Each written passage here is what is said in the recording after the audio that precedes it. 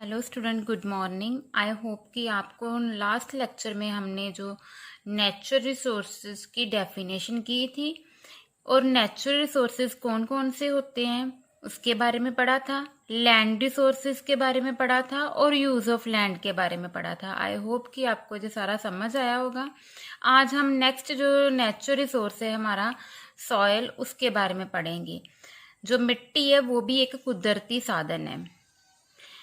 Soil की help के साथ हम प्लांट्स ग्रो कर सकते हैं। जो एग्रीकल्चर एक्टिविटीज हैं वो ओनली पॉसिबल है with the help of soil. इसमें खाद वगैरह मिलाकर मिट्टी को उपजाऊ किया जाता है और प्लांट्स एंड फ्रूट्स ग्रो किए जाते हैं, जो कि हमारी लाइफ में बहुत ही इंपॉर्टेंट है। आपको पता ही है कि जो मोस्टली इंडिया की पॉपुलेशन है ज़्यादा अंगेज्ड किसमें है, एग्रीकल्चर में। 65 to 70% लोग जो है उनका ऑक्यूपेशन ही, काम ही कितना ही एग्रीकल्चर, खेती बाड़ी है।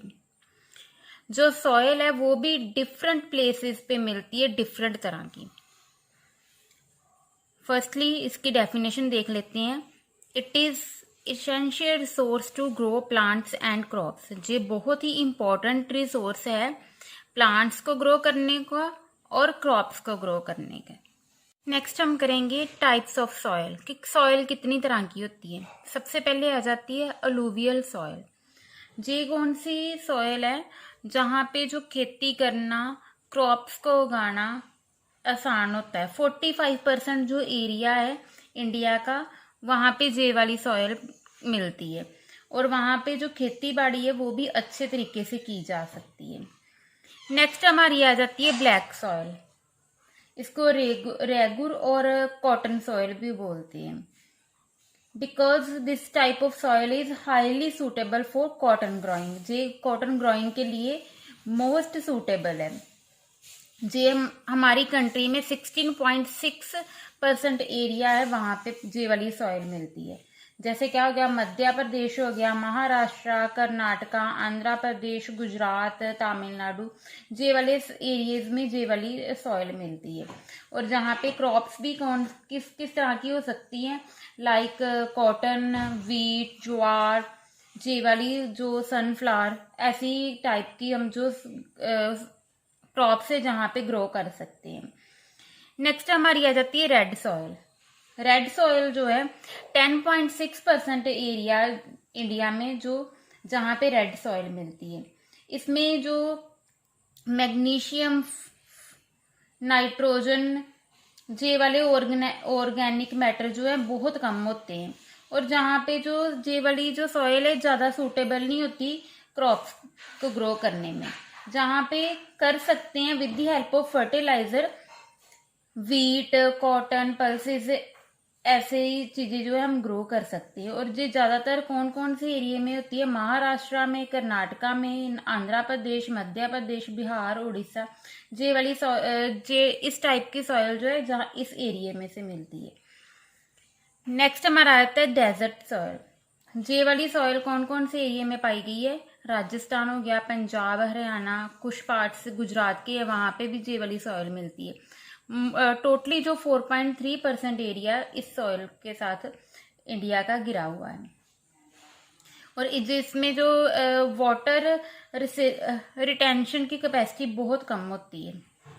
जहाँ पे क्रॉप्स भी जैसे बाजरा हो गया, पल्सेस, ऐसे टाइप की क्रॉप्स ग्रो की जा सकती है। नेक्स्ट हमारी आ जाती है लेटराइट सॉइल। इस टाइप के सॉइल में हमें ज़्यादातर आयरन, एल्युमिनियम, मैग्नीश वगैरह ऐसे मिनरल्स पाए जाते हैं। और ये जो सॉइल है इस टाइप की नॉर्मली कौन सी एरिया में होती है, जहाँ पे टेम्परेचर हाई होता है और हैवी रेनफॉल होती है। और इन एरिया में टी की, कॉफी, रबर, कोकोनट, ऐसी जो क्रॉप्स है वो ग्रो की जाती हैं। और जो ज्यादातर कौन कौन से एरिया में हमें ये वाली सॉइल मिलती है, उड़ीसा, कर्नाटका, वेस्ट बंगाल, केरला, झारखंड, असम में ऐसी इस टाइप की सॉइल जो पाई जाती है। लास्ट हमारी आ जाती है फॉरेस्ट एंड माउंटेन सॉइल। ये वाली जो जंगलों में और माउंटेन हिली एरियाज में पाई जाती है ये वाली सॉइल। और इस सॉइल में जो पोटाशियम है, लाइम है, जे बहुत कम मात्रा में होते हैं। तो जे वाली सॉयल में ज़्यादातर कौन क्या ग्रो किए जाते हैं, प्लांट्स वगैरह। Without a resource like soil the life of man is incomplete. Soil के बिना जो मैन की लाइफ है वो इनकम्प्लीट है। What ever man Yeats depends on soil. जो भी हम खाते हैं किस पे डिपेंड करता है, मिट्टी पे। For agriculture soil should be fertile. Agriculture के लिए जो सॉयल है वो उपजाऊ होनी चाहिए, मिट्टी उपजाऊ होनी चाहिए। बट जो उपजाऊपन है मिट्टी का वो सदा के लिए इक्वल नहीं रहता, हमेशा सेम नहीं रहता। The reason for this is that the soil has to face problems. जो मिट्टी है उसको कई तरह की प्रॉब्लम फेस करनी पड़ती है। इसका रीजन चाहिए, जैसे क्या हो गया, सॉयल एरोजन, मिट्टी का खुरना, रिडक्शन इन फर्टिलिटी, उपजाऊपन का खत्म होना, use of soil beyond its capacity, मिट्टी की समर्था से ज़्यादा उसकी वरतों करना, उसको ज़्यादा यूज़ करना, वाटर लॉगिंग, पानी का खड़ना। तो जो इसके लिए इन प्रॉब्लम्स को सॉल्व करने के लिए जो कंजर्वेशन ऑफ सॉयल है वो बहुत इंपॉर्टेंट है। Therefore we should protect this precious resource. इसकी हेल्प से हम क्या, जो सॉयल है उसको बचा सकते हैं। We should solve the problems which are being faced by this resource. We should control soil erosion. मिट्टी के खुरना को कंट्रोल कर सकते हैं। The soil should be protected from water logging by draining. With the help of draining जो water logging होता है उसको कंट्रोल कर सकते हैं। जो एक्सेस वाटर है उसको आउट कर सकते हैं with the help of draining. The wrong agriculture practices also weaken the soil, therefore it becomes necessary to use good method of agriculture। जो wrong method होते हैं एग्रीकल्चर के वो भी वीक करते हैं सॉयल को।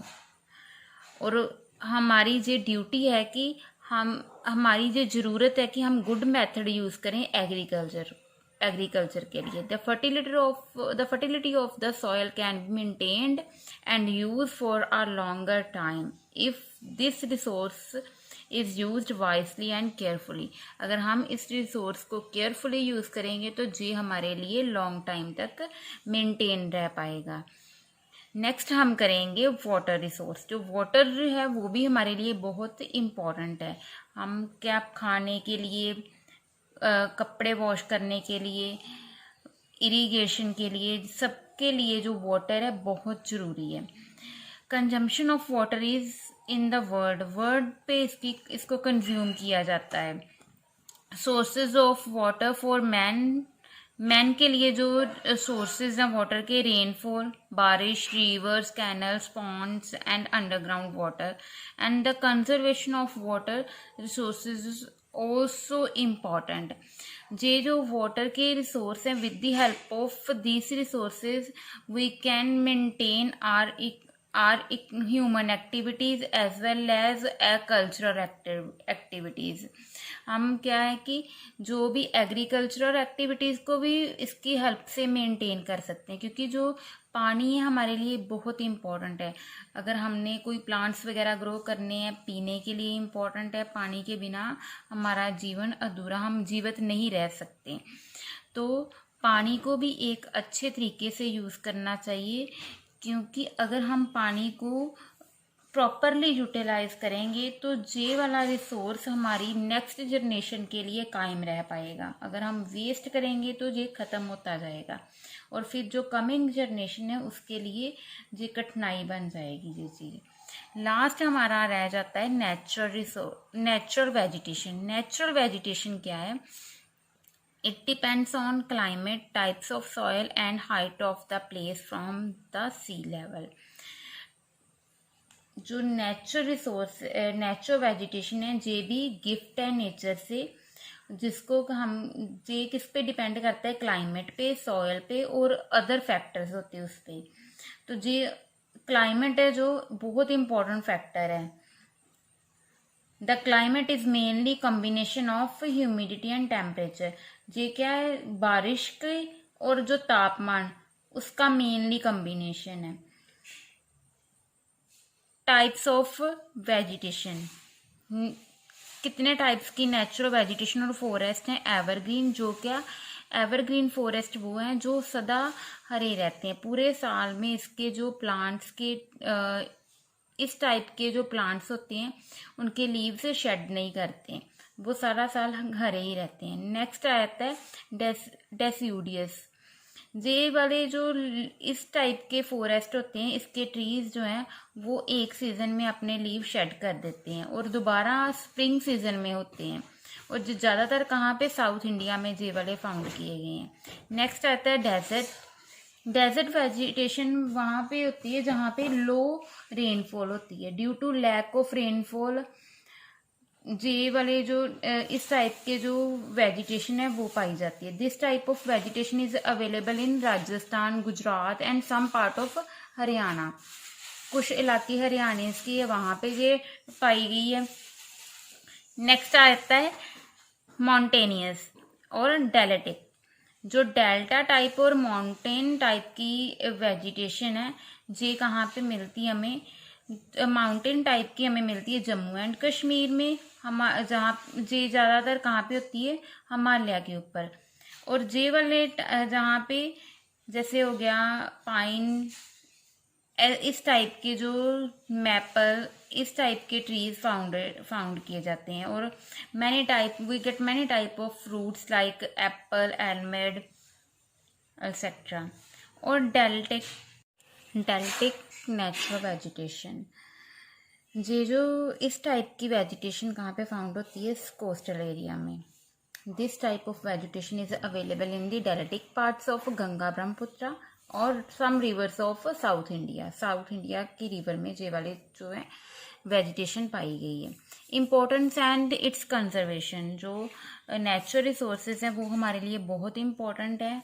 मैन की जो कई तरह की नीड जो फुलफिल करते हैं। It provide different use of furniture for paper making, rubber, dyes, medicine, plant, shrubs and various type of fruits हमें मिलते हैं यहाँ से। It also provided natural habitat to many birds and wild animals. तो ये wild life के लिए भी ये इम्पोर्टेंट है। सो ये हमारी ड्यूटी है कि इनको कैसे प्रॉपर यूटिलाइज करना है। वाइल्ड लाइफ में क्या आते हैं, birds and animals, different type of के बर्ड्स आ जाते हैं एंड एनिमल्स आ जाते हैं। बर्ड्स और एनिमल्स भी हमारी लाइफ में बहुत इम्पोर्टेंट है। हम इनसे क्या different kind of things produce करते हैं, लाइक जो एनिमल्स हैं वहाँ से मेडिसिन्स बनती हैं कई तरह की, तो ये भी यूजेबल है ह्यूमन लाइफ के लिए। जो गवर्नमेंट है डिफरेंट काइंड के एफर्ट्स लगा रही है वाइल्ड लाइफ को सेव करने के लिए, तो हमारी भी ड्यूटी है कि हम भी इनको जो बर्ड्स और एनिमल्स हैं उनको प्रोटेक्ट करें। Conservation of natural resources is also important. Man should use the available natural resource very carefully. जो मैन ने उसको नेचुरल रिसोर्स बड़े अच्छे से यूज़ करने चाहिए। No resource should be wasted, कोई भी रिसोर्स वेस्ट नहीं करना चाहिए। While using the resource ourself we should also keep into mind the needs of the coming generation.